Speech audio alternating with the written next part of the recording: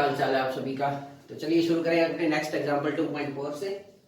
तो आज जो अपना एग्जांपल है वो है 2.4। एग्जांपल नंबर 2.4 जो है पेज नंबर 30 हो गया। और एग्जांपल नंबर 2.4 जो है वो एक्चुअल में कोई एग्जांपल नहीं है, ये एक टाइप की डेरिवेशन है जिसमें अपने को प्रूफ करना है, ठीक है, कि ऐसा होता है। अब देखते हैं क्या कह रहे हैं। एक आर त्रिज्या की पतली वलय पर, ठीक है, कोई आर त्रिज्या की पतली वलय है, तो ये हो गई अपने पास वलय या रिंग जिसकी त्रिज्या है आर। तो आर त्रिज्या की पतली वलय पर क्यू आवेश एक समान रूप से वितरित है, ठीक है। इस पर जो है क्यू आवेश जो प्लस का है वो एक समान रूप से वितरित है। वलय की अक्ष पर, तो बीच में से गुजरेगी जो वो हो जाएगी वलय की अक्ष। वलय की अक्ष पर केंद्र से x दूरी पर विद्युत क्षेत्र ज्ञात करो, ठीक है। तो वलय की अक्ष पर केंद्र से x दूरी पर स्थित बिंदु पर विद्युत क्षेत्र ज्ञात कीजिए, विद्युत क्षेत्र की तीव्रता ज्ञात कीजिए और प्राप्त परिणाम की प्रतिबंध x r के लिए विवेचना कीजिए। चलो इजी सा क्वेश्चन है, कुछ खास नहीं। तो अपने पास एक वलय है, वलय मतलब रिंग हो गया, जिस पर क्यू आवेश जो है एक समान रूप से वितरित है और इस वलय की त्रिज्या है आर। तो इसके केंद्र से इसकी अक्ष पर x दूरी पर विद्युत क्षेत्र ज्ञात करें। तो हवा में तो करने से, ठीक है, तो बोर्ड पर ही होगा। तो डायग्राम को कुछ ऐसे बनाएं कि अपनी जो x अक्ष है वो बोर्ड पर ही बन जाए। तो मैं एक काम करता हूं, इस वलय को कुछ इस तरह से बना लेता हूं, ठीक है। तो ये अपने पास हो गई वो वाली वलय और ये हो गया उस वलय का केंद्र और ये हो गई वलय की एक्स अक्ष, ओके, एक्स एक्सिस कुछ इस तरह से, ठीक है। और वलय की जो रेडियस है, जो त्रिज्या है, वो त्रिज्या है अपने पास आर, ठीक। और ये कह रहे हैं कि वलय पर प्लस आवेश, प्लस क्यू आवेश जो है एक समान रूप से वितरित है, ठीक। जो आवेश है वो प्लस क्यू है और वो एक समान रूप से इस पूरी वलय पर वितरित है। चलो ओके एकदम। वलय के केंद्र से x दूरी पर स्थित बिंदु पर विद्युत क्षेत्र ज्ञात करो। तो केंद्र से x दूरी पर माना बिंदु P है, तो वहां हमें विद्युत क्षेत्र ज्ञात करना है, ठीक है। अब देखो होगा क्या, अगर मैं इस वलय को छोटे छोटे भागों में बांटूं, तो ये छोटा सा अल्पांश जिसकी लंबाई dl, जिस पर आवेश dq, इस अल्पांश के कारण इस बिंदु P पर भी विद्युत क्षेत्र होगा, फिर इस अल्पांश के कारण भी इस पर होगा, इस अल्पांश के कारण, मतलब कि सभी अल्पांशों के कारण बिंदु P पर विद्युत क्षेत्र होगा, ठीक है। अब दूसरी चीज, इस अल्पांश के कारण बिंदु P पर विद्युत क्षेत्र कुछ नीचे ऐसे आएगा, तो नीचे वाले के कारण वैसे जाएगा। मतलब कि हर अल्पांश एक दूसरे के कुछ विरोध स्थिति में है, ठीक है, जस्ट सामने वाले अल्पांश। तो अगर मैं सभी अल्पांशों को जोड़ दूं तो पूरी वलय बनेगी और उन अल्पांशों के विद्युत क्षेत्र का सदिश योग यहां पर विद्युत क्षेत्र आ जाएगा। तो पहले हमें वो अल्पांश या अल्प भाग चूज करना है। तो माना इस साइड जो अल्प भाग है वो AB है और डाउन साइड में जो अल्प भाग है या अल्पांश है वो A डैश B डैश है, ठीक हो गया। अब इस AB के कारण बिंदु P पर विद्युत क्षेत्र कुछ कुछ कुछ कुछ कुछ इस तरह से होगा, डन। तो इसके कारण भी बिंदु P पर विद्युत क्षेत्र कुछ इस तरह से होगा, ठीक। तो इन विद्युत, क्योंकि जो अल्पांश है इसकी लंबाई भी अल्प है और इस पर आवेश भी अल्प है dq, सेम टू सेम, इसकी लंबाई भी dl है और इस पर आवेश भी dq है थोड़ा सा। तो ये दोनों जो अल्पांश है यहां पर विद्युत क्षेत्र जो बना रहे हैं वो भी थोड़ा सा ही बनेगा।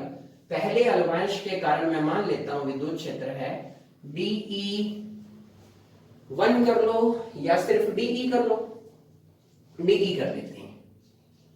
और जो दूसरा अल्पांश है इसके कारण जो विद्युत क्षेत्र है वहां पर इस दिशा में वो मान लो DE डैश है, कुछ ऐसे, ठीक। और पॉइंट P अपने को पता ही है, ये है ही। अब अगर ये कोण थीटा है तो ये कोण भी थीटा होगा, क्योंकि ये त्रिज्या है तो ये भी त्रिज्या है। दोनों त्रिभुज जो है सर्वांगसम हो जाएंगे, समरूप हो जाएंगे, ठीक है, सर्वांगसम एकदम ओके है। तो एंगल भी सेम होंगे। और फिर ये एंगल थीटा तो फिर ये एंगल भी थीटा, ये एंगल थीटा तो फिर ये एंगल भी थीटा। तो इस तरह से एंगल डिफाइन हो गए।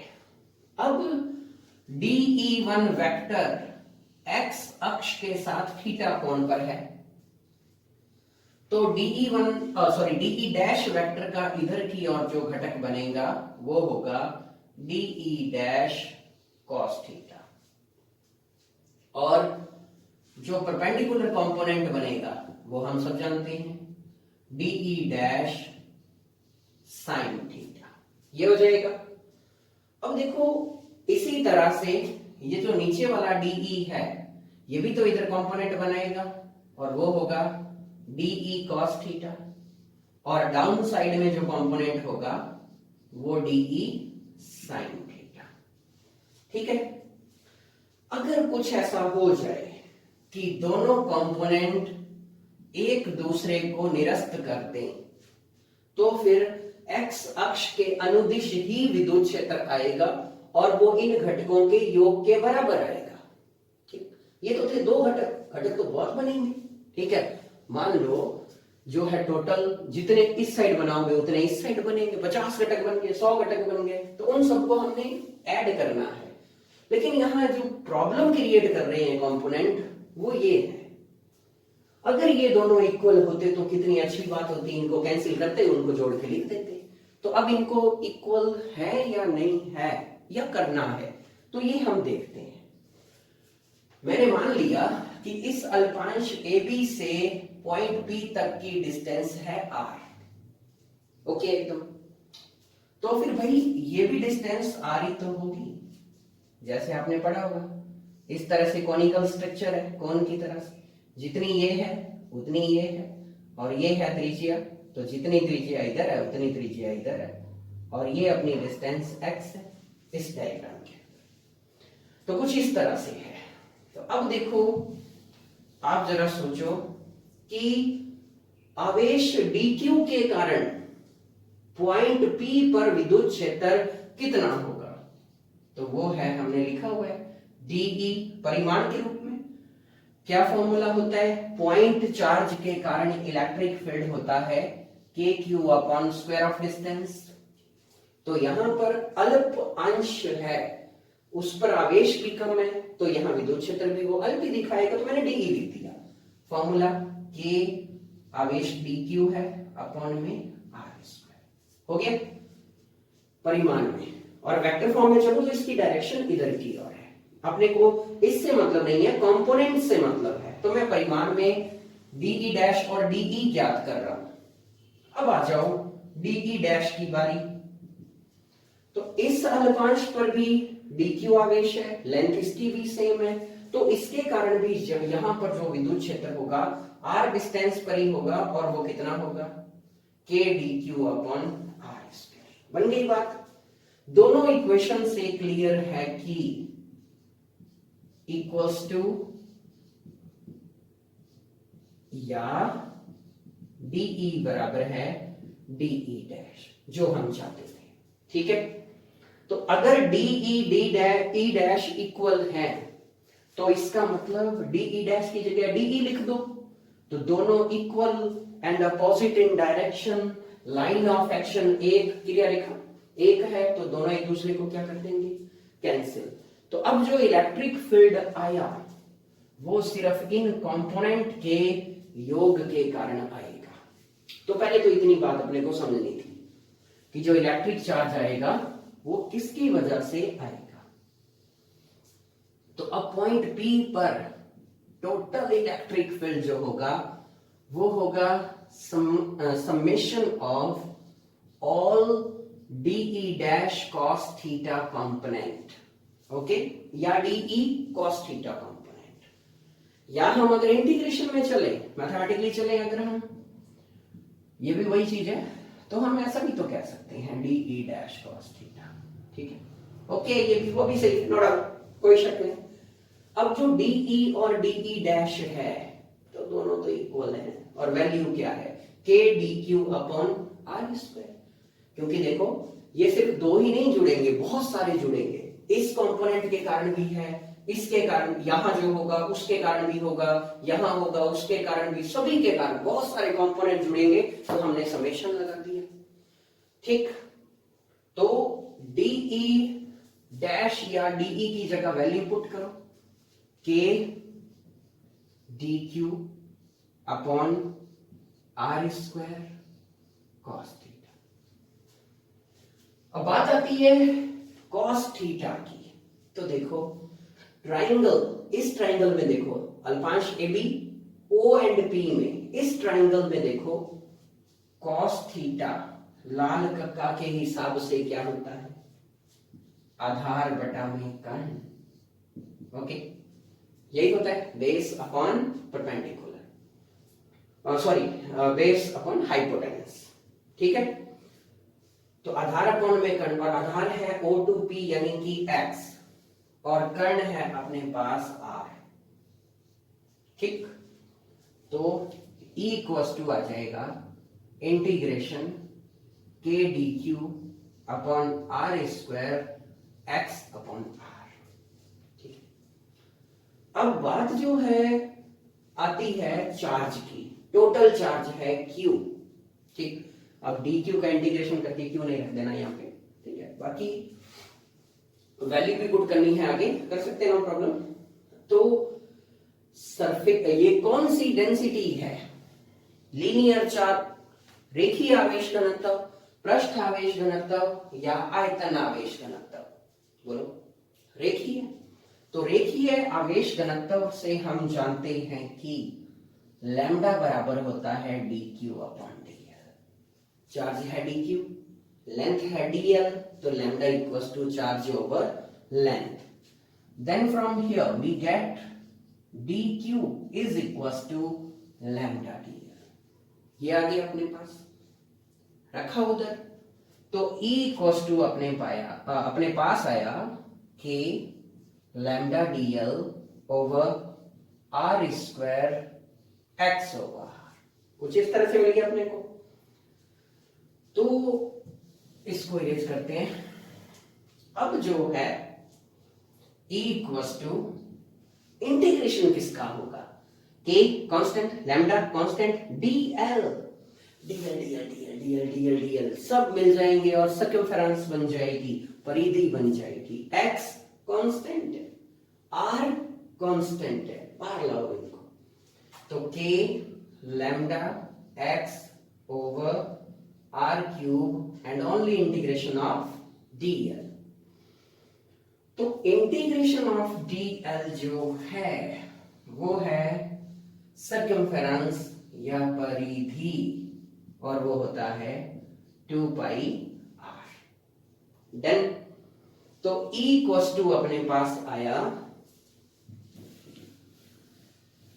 तो E इक्वल्स टू अपने को कितना मिलेगा, तो E बराबर मिलेगा K lambda x over r cube and 2 pi r, ठीक है, सही चल रहे हैं, नो डाउट अभी तक। अब बात ये है कि जो R है वो है यहां से, और ग्राफ के अंदर अपने ओरिजिन से यहां से मेजर करते हैं डिस्टेंस, देन R को चेंज करना पड़ेगा इन टर्म ऑफ R और x की टर्म में चेंज। तो दोबारा से इस ट्राइंगल में देखो R क्या है, हाइपोटेनस, कर्ण है, ये वाला R परपेंडिकुलर है और ये बेस है, क्योंकि R स्क्वायर इक्वल्स टू होगा R square plus x square, ठीक। अपने को तो आर क्यूब चाहिए, अगर आता है तो डायरेक्ट लिख दो, नहीं तो समझ लो। तो आर इक्वल टू हो जाएगा R square plus X square की पावर हाफ, रूट करेंगे इसका तभी तो आर आएगा, इन दोनों को मल्टीप्लाई करेंगे देन आएगा आर क्यूब। और क्या मैं इसको ये बोल सकता हूं पावर 1? तो आर क्यूब पाने के लिए मैंने दोनों को मल्टीप्लाई किया, तो इधर भी तो करना पड़ेगा, बेस आधार सेम है, लिखो भाई आधार सेम हो गुणा में हो, क्योंकि इसको इसके साथ मल्टीप्लाई किया जा रहा है तो पावर ऐड हो जाएगी, 1 प्लस हाफ 3/2। ठीक, तो आर क्यूब अपने को मिला लाइक दिस। तो इस आर क्यूब की वैल्यू को पुट करें हम, तो E इक्वल टू आएगा कि लैम्डा एक्स की जब, अच्छा एक्स तो एक्स ही लिखना पड़ेगा, और 2 pi R over R square plus X square की पावर 3/2। अब जो है अपने पास लैम्डा भी आ गया, 2 पाई आर भी आ गया। अब टोटल चार्ज कितना है Q, और Q equals to lambda over L। कुछ याद है? Q इक्वल्स टू क्या होता था, और सॉरी लैम्डा इक्वल्स टू क्या होता था, Q ओवर L ये होता था। Q क्या है आवेश, L क्या है लेंथ, लैम्डा क्या है रेखीय आवेश घनत्व जो थोड़ी देर पहले लगाया था dq पर। L कितना आ चुका है, लेंथ क्या है इसकी 2 पाई r, तो यहां से Q इक्वल्स टू क्या आ गया 2 पाई r इंटू लैम्डा। ये Q की वैल्यू आ गई, क्योंकि अपने को क्वेश्चन में कह रहा है कि चार्ज Q उस पर डिस्ट्रीब्यूटेड है, तो अपने को लैम्डा और 2 पाई r की जगह Q रखना है तो रख सकते हैं, नो डाउट।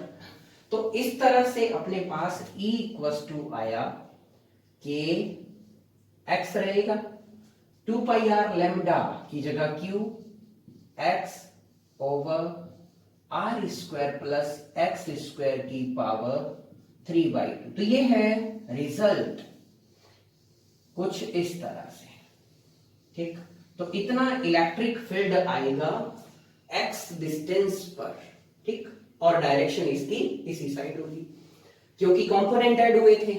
अब अपने को बुक में जो है एक बात और कह रहे हैं कि x very very large then r के लिए इस इलेक्ट्रिक फील्ड को समझाओ क्या होगा।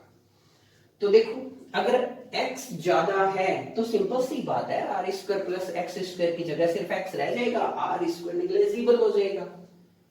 In this case that is in this case r square plus x square power 3/2 will become only x square power 3/2। ठीक है, तो 2 से 2 कैंसिल हो गया, तो बचा क्या x क्यूब। इस x क्यूब को वहां पुट करो तो E इक्वल टू आ जाएगा, ऊपर वाले वैसे ही हैं, अपॉन में x क्यूब, तो x से x क्यूब स्क्वायर आ गया, तो k cube over x square, ये आया इलेक्ट्रिक फील्ड। तो कुछ माइंड में आया होगा कि हम जो पॉइंट चार्ज की वजह से पढ़ते थे, बिंदु आवेश की वजह से पढ़ते थे, तो के क्यू अपॉन में आर स्क्वायर आता था, क्योंकि आर डिस्टेंस है वहां पर, यहां डिस्टेंस एक्स हो गई, तो कुछ वैसा ही रिजल्ट है। तो मैं कह सकता हूं कि अगर डिस्टेंस ज्यादा है एक्स, तो ये जो क्या बोलते हैं इसको वलय कुछ इस तरह से बिहेव करेगी कि ये एक बिंदु आवेश है, अर्थात ऐसा लगेगा कि आवेश जो है इसके केंद्र पर मौजूद है। ठीक है, तो ये था अपना न्यूमेरिकल 2.4। चलते हैं जस्ट अगले न्यूमेरिकल की और 2.5। तो 2.5 न्यूमेरिकल जो है वो 2.4 बेस्ड है। ठीक है, एक बार मैं ये फॉर्मूला इरेज नहीं कर रहा क्योंकि उसमें अपने को जरूरत है इसकी। ठीक, देखते हैं क्या कहते हैं 2.5 न्यूमेरिकल, सॉरी 2.5 ये कह रहा है एग्जांपल 2.5 31 पेज राशन बोर्ड है। एक समान रूप से आवेशित एक वलय एवं एक गोले दोनों की त्रिज्या r है। तो एक अपने पास वलय है, रेडियस r है, और एक गोला है उसकी भी त्रिज्या r है, स्फीयर की। दोनों पर आवेश भी q है। ठीक है, गोले का केंद्र वलय की अक्ष पर विद्यमान है। बस ये पॉइंट इंपॉर्टेंट है, गोले का केंद्र वलय की अक्ष पर है। तो सबसे पहले तो हम बनाते हैं वलय। तो ये हो गई अपने पास वलय और ये हो गई वलय की अक्ष, और गोला जो है उसका केंद्र वलय की अक्ष पर है। तो इसका मतलब केंद्र बना के गोला बना दो। सिंपल है बिल्कुल। तो ये है वलय, ये है वलय की अक्ष, और इस अक्ष पर है गोले का केंद्र। तो ये बन गया गोले का केंद्र। दोनों की त्रिज्या r है और दोनों पर आवेश भी एक जैसा है, प्लस q है। थोड़ा बहुत बना लेते हैं समझने के लिए। ये हो गया। फिर ये कह रहा है तथा वलय के केंद्र से r√3 दूरी पर है। गुड। जो गोले का केंद्र है वो वलय के केंद्र से r√3 दूरी पर है। मतलब कि जो अपने अभी जो न्यूमेरिकल किया है जस्ट इससे पहले वाला, उसमें x दूरी पर अपने ज्ञात किया था, तो वो x दूरी इस बार इतनी है। ठीक है, तो केंद्रों को नाम दे देते हैं। ये O हो जाएगा तो ये O डैश हो जाएगा। ठीक, कुछ मर्जी नाम दे सकते हो। फिर ये कह रहे हैं गोले एवं वलय के मध्य विद्युत बल का मान ज्ञात करो। ठीक है जी, तो दोनों के बीच में विद्युत बल का मान ज्ञात करो। अब देखो कूलाम नियम से कर लेते, बिल्कुल इजी सा था कि F equals to KQ1 Q2 upon R square. ठीक है, कैसे? K आवेश कितना है Q, इस पर कितना है Q, डिस्टेंस कितनी है R√3 का स्क्वायर। काम खत्म। तो रिजल्ट आ गया KQ स्क्वायर अपॉन में 3R स्क्वायर। हो गया बस। ठीक है, तो क्या लग रहा है? न्यूमेरिकल की लैंग्वेज ऐसी थी, 2 लाइनों में ही निपट गया, तो बात कुछ बनी नहीं। क्यों ऐसे नहीं कर सकते? सबसे पहला क्वेश्चन देखो, कूलाम का नियम क्या कहता है? किन्हीं दो बिंदु आवेशों के मध्य, ये बिंदु आवेश जो है ना, पॉइंट बहुत इंपॉर्टेंट है। और दो आवेश, बिंदु आवेश कब होते हैं? जब उनके बीच की डिस्टेंस जो है वो उनकी डायमेंशन या उनके साइज के कंपैरिजन में बहुत ज्यादा हो। लेकिन यहां वो खेल नहीं है, यहां R√3 है। कितने की ज्यादा है? √3 की वैल्यू बहुत कम। ठीक है, 1.7। तो और फिर R 1.7 से मल्टीप्लाई करोगे तो अप्रोक्स R के इक्वल ही तो आएगा। तो अपने ये तो नहीं कह सकते ना यहाँ पर कि X जो है वो इन दोनों की त्रिज्या की तुलना में बहुत ज्यादा है, नहीं कह सकते। तो फिर हम इस फॉर्मूले को भी नहीं लगा सकते। तो लगाते हैं अब दूसरा फॉर्मूला। तो अब आप बोलोगे सर बल के तो 2 ही फॉर्मूले हैं। सर एक तो हमने पढ़ा है कूलाम वाला, वो तो आपने मना कर दिया। तो अब दूसरा बच गया F इक्वल्स टू QE। तो बच्चा लोग यही लगेगा। तो देखो बल ज्ञात करने का तरीका, विद्युत क्षेत्र को आवेश से मल्टीप्लाई कर दो। तो अगर मैं इस वलय के कारण यहां पॉइंट O डैश पर विद्युत क्षेत्र ज्ञात कर लूं और फिर उसको मल्टीप्लाई कर दूं Q से, तो अपने को क्या मिल जाएगा? रिजल्ट। ठीक है, तो ये अपना न्यूमेरिकल है। करें इसको। तो वलय के कारण x दूरी पर विद्युत क्षेत्र होता है इतना। अब आप बोलोगे कि सर इसमें वो भी तो था रिजल्ट नेग्लेजिबल और वगैरह वगैरह। वो तब होता है जब x बहुत ज्यादा होता है, यहाँ तो कोई खास नहीं है। क्योंकि इलेक्ट्रिक फील्ड वहां पर, इलेक्ट्रिक फील्ड गोले पर या गोले के केंद्र पर, या इलेक्ट्रिक फील्ड O डैश पर ज्यादा सही है, O डैश पर कितना होगा? KQX okay upon R square plus X square की पावर 3/2 ये हो जाएगा। तो फिर अपने पास जो है रिजल्ट आएगा कुछ इस तरह से। आगे x की वैल्यू पुट कर देते हैं यहां पर। कितना कह रहा है अपने को? KQX की जगह आ जाएगा काम ये रहा r√3 upon r² plus r√3 का स्क्वायर की पावर 3/2, कुछ ऐसा ही है। ठीक है, फॉर्मूला यूज हो गया है, इसलिए मैंने इसको इरेज नहीं किया। ध्यान रखना ये दोनों न्यूमेरिकल एक दूसरे से मिलते जुलते हैं। ओके, एक तरह से जो इससे पहले किया वो न्यूमेरिकल नहीं था, डेरिवेशन नहीं थी, और सेम टू सेम ऐसी डेरिवेशन चैप्टर नंबर 7 में पढ़ोगे। ठीक, कि एक मतलब कि वायर की वजह से करंट कैरिंग कंडक्टर की वजह से करंट कैरिंग सर्कुलर वायर की वजह से मैग्नेटिक फील्ड ज्ञात करना। ठीक है, वो अपने तब देखेंगे। तो ये आ जाएगा √3 KQR अपॉन, देखो r², √3 का 3 रह जाएगा, यानी कि 3r² हो जाएगा। 3r² और 1r², ये हो गया तो कितने हो गए टोटल? 4r² की पावर 3/2, है ना। जल्दबाजी करेंगे तो क्या होगा सर, 2 से 2 काट दो बस, ओके एकदम, पर ऐसा नहीं करना। इस 2 से 2 कट जाएगा, पर ये 4 तो है, जो इसका क्या होगा? ठीक है, तो वो भी अपने को देखना है, ऐसे नहीं करते। तो अब अपने पास इक्वल्स टू आ गया, जो वैल्यू है रूट, कहां चला गया?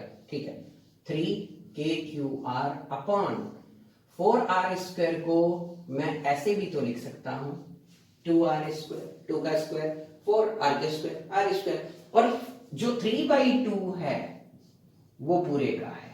अब आप 2 से 2 को कट कर दो, पहले नहीं कर सकते थे। ठीक है, गलत हो जाता है। हाँ, पहले ऐसे जरूर कर सकते थे, 4 की पावर 3/2 इंटू r² की पावर 3/2, वो सब हो जाता है। तो अब इसको सॉल्व करो, तो √3 KQR अपॉन 2 का cube, 2 into 2 into 2 8, r³, r से r³ कैंसिल, रिजल्ट आ जाएगा √3 KQ अपॉन 8r²। तो ये है इसका आंसर। ठीक है, तो जो दोनों के बीच में जो फोर्स, अभी नहीं, सॉरी अभी नहीं, ये आया अपने पास इलेक्ट्रिक फील्ड, विद्युत क्षेत्र। ये हमने विद्युत क्षेत्र ज्ञात किया यहां पर, और बल का जो फॉर्मूला है वो होता है F बराबर विद्युत क्षेत्र इंटू आवेश। आवेश कितना है? Q, तो फोर्स कितना लगेगा? कितना फोर्स लगेगा? Q into √3 KQ upon 8r², यानी कि √3 KQ² अपॉन 8r²। तो ये हो गया फोर्स बिटवीन बोथ, दोनों के बीच इतना बल होगा। ठीक है, और कूलाम के हिसाब से तो कुछ और ही रिजल्ट आ रहा था, तो वैसे अपने नहीं कर सकते। तो ये था अपना न्यूमेरिकल 2.5। हाँ, एक चीज और, बुक में जो है आंसर ये नहीं दे रखा, वहां 32 करके दे रखा है, तो उसमें कंफ्यूज नहीं होना है बिल्कुल। के की वैल्यू पुट कर दो आप, क्या होता है के की वैल्यू क्या होती है? √3Q², 1/4 पाई एप्सिलॉन नॉट, ठीक है, इंटू 8r²। तो 8 इंटू 4 32। तो बुक का आंसर जो है वो भी मैं बता ही देता हूँ, 32 पाई एप्सिलॉन नॉट r², ये बुक का आंसर है। ठीक, तो ऐसे भी कर सकते हैं। तो चलते हैं नेक्स्ट एग्जांपल 2.6 पर, देखते हैं क्या कहते हैं एग्जांपल। तो बच्चों ध्यान रखना है, एग्जांपल 2.4 एंड 5 दोनों इंपॉर्टेंट है। तो अपने को इसमें एक नया फॉर्मूला मिल गया, तो ये फॉर्मूला अपने को याद रखना पड़ सकता है, क्योंकि अगर एग्जांपल नंबर 2.5 एग्जाम में आता है तो उसके लिए आपको पूरी डेरिवेशन दोबारा करनी पड़ेगी, तो कंफ्यूज हो जाओगे। तो डायरेक्ट आप याद रखो कि मतलब कि कोई वलय है, उस पर अगर चार्ज है तो उसकी वजह से x डिस्टेंस पर इलेक्ट्रिक फील्ड कितना होता है। तो अब चलते हैं एग्जांपल 2.4 हो गया 5, 6 पर। ठीक है, तो एग्जांपल कह रहा है अपने को, पेज नंबर है बुक का 32। ये कह रहे हैं कि 0.03 मीटर त्रिज्या के एक गोलीय पृष्ठ के केंद्र पर 7.6 माइक्रो कूलाम आवेश स्थित है। तो 0.03 मीटर त्रिज्या का गोलीय पृष्ठ है, ध्यान रखना, स्फेरिकल है कुछ इस तरह से, ये इसका केंद्र हो गया, त्रिज्या है इसकी 0.03 मीटर, और केंद्र पर इस पे जो चार्ज है वो है 7.6 माइक्रोकूलाम का पॉजिटिव चार्ज। ठीक, केंद्र पर है, ऊपर चार्ज इतना है। ठीक है, फिर ये कह रहे हैं कि गोलीय पृष्ठ से संबद्ध मतलब कि लिंक्ड विद्युत फ्लक्स ज्ञात करो। ठीक है जी, और फिर ये कह रहे हैं पृष्ठ की त्रिज्या दुगुनी करने पर फ्लक्स के मान में क्या परिवर्तन होगा। ठीक है, वही कर लेते हैं। तो विद्युत फ्लक्स अपने को ज्ञात करना है और फिर ये कह रहा है कि त्रिज्या को डबल कर दे तो फ्लक्स पर क्या इफेक्ट पड़ेगा। ठीक, तो देखो विद्युत फ्लक्स के जो फॉर्मूले हैं, चार्ज दे रखा है तो ईडीएस वाला तो नहीं है, सिंपल सा लगाओ summation Q over epsilon not, Gauss law. ठीक, तो गाउस लॉ ये कहता है कि जितना चार्ज एनक्लोज्ड है, बंद है, वो लिख दो और एप्सिलॉन नॉट से डिवाइड कर दो, बात ही खत्म। तो चार्ज कितना है 7.6 माइक्रोकूलम है, तो 10⁻⁻⁶ आ जाएगा और साथ में एप्सिलॉन नॉट होता है 8.854 into 10⁻⁻12। ठीक है, तो 7.6 by 8.85 into 10⁻⁻12 ऊपर जाएगा प्लस का हो जाएगा और -6 पहले से ही है तो प्लस और माइनस माइनस सॉरी 12 में से 6 गए 6, इतना आ गया और यूनिट है वोल्ट मीटर। तो डायरेक्ट सॉल्व कर लो, मैं आपको डायरेक्ट ही बता देता हूं। ओके, बुक में से सीधे बता रहा हूं, ठीक, ताकि अपना टाइम जो है वो ज्यादा खराब ना हो। तो ये आ रहा है 0.86 into 10⁻⁶। क्या करो ऐसे लिख दो 8.6 into 10⁵। ठीक है, तो ये हो गया अपने पास कुछ इस तरह से। Okay, volt meter. अब ये अपने को कह रहा है कि अगर इस पृष्ठ की रेडियस को डबल कर दें, त्रिज्या डबल कर दे, कर दो भाई, जैसे मर्जी करो, जो मर्जी करो। ठीक है, रिजल्ट नहीं बदलेगा। कारण क्यों नहीं बदलेगा?